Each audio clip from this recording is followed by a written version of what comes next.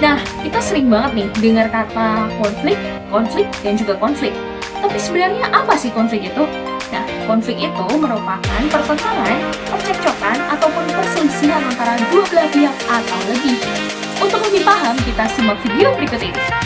Coblos nomor 2 atau nomor 2 itu gak ada yang namanya korupsi, gak kayak sebelah. Yuk semuanya coblos nomor 1. Nomor 1, anti nepotisme.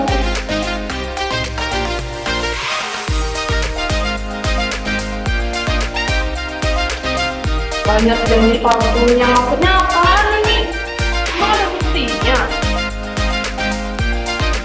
Kedua, antara calon ketua partai akan segera dimulai. Pada calon ketua partai nomor urut 2 dipersilakan untuk memberikan pemaparan penjelasan mengenai program-program yang telah dicanangkan.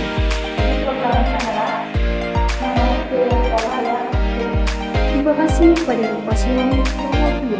Selanjutnya memberikan kesempatan pada calon ketua partai nomor urut 1 untuk memberikan tanggapan.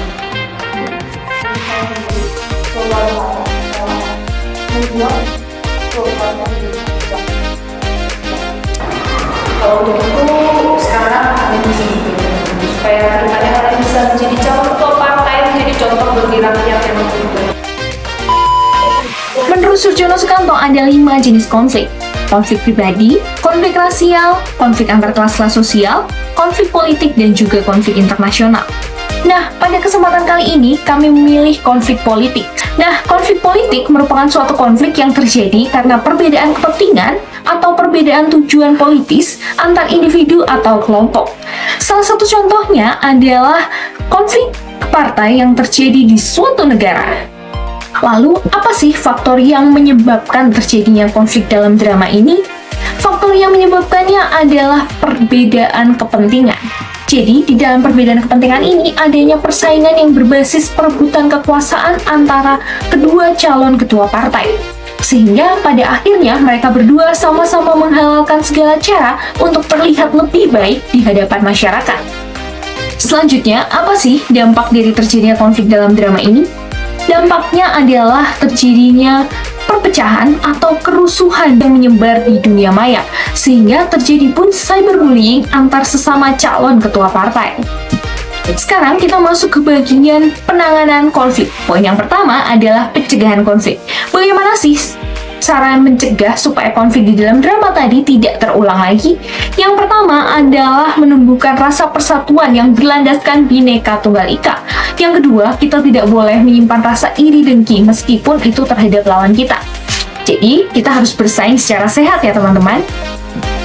Yang kedua adalah resolusi konflik. Nah, bagaimana sih resolusi konflik dapat diterapkan di drama yang tadi yang mengandung unsur-unsur konflik politik? Nah, yang pertama, kedua belah pihak harus sadar bahwa konflik itu ada. Lalu yang kedua, harus ada penengah di antara mereka berdua supaya mereka berdua bisa nih sama-sama berpikir dingin. Dan yang ketiga atau yang terakhir adalah mereka berdua harus mematuhi putusan yang telah diambil dan mereka harus melaksanakan dengan sebaik-baiknya, serta mereka juga harus memperbaiki hubungan antara mereka berdua supaya konflik tidak terus berlanjut. Poin yang ketiga adalah manajemen konflik. Sebenarnya manajemen konflik itu ada banyak sekali, misalnya kompromi, konsiliasi, mediasi, dan arbitrase. Tetapi dari drama yang tadi, jalur yang dilakukan dalam manajemennya adalah jalur arbitrase.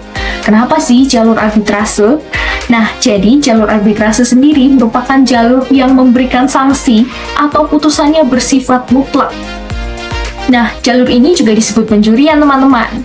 Seperti yang kita lihat dalam drama tadi, diberikan adanya suatu sanksi, yakni kedua calon ketua partai namanya akan dicabut dan mereka gagal menjadi calon ketua partai. Untuk itu ada sanksi di dalamnya, sehingga mereka masuk ke dalam jalur arbitrase, yang tentunya jalur ini juga melalui hukum, teman-teman. Poin yang keempat adalah transformasi konflik. Transformasi konflik merupakan proses terjadinya konflik sampai konflik diselesaikan. Nah, transformasi konflik dibagi menjadi 4 bagian juga. Bagian yang pertama adalah pra-konflik, di mana konflik mulai terjadi nih. Nah, di dalam drama tadi ada satu orang yang mulai menyindir-nyindir dan merasa dirinya lebih benar. di mana konflik mulai tersulut sedikit. Setelah itu, masuk bagian 2, yakni konfrontasi, di mana pihak yang kedua merasa tersinggung dan akhirnya membalas perlakuan dari pihak yang melakukan konflik terlebih dahulu. Dan yang ketiga adalah bagian krisis, di mana konflik mencapai klimaks di debat terbuka. Di dalam drama tadi ada debat terbuka, dan di sanalah konflik mulai pecah dan mencapai klimaksnya. Dan yang terakhir, bagian yang keempat adalah pasca konflik. Bagaimana konflik mulai ditangani dan bagaimana situasi sudah mulai mereda, di mana di dalam drama tadi sudah ditangani dengan metode arbitrase.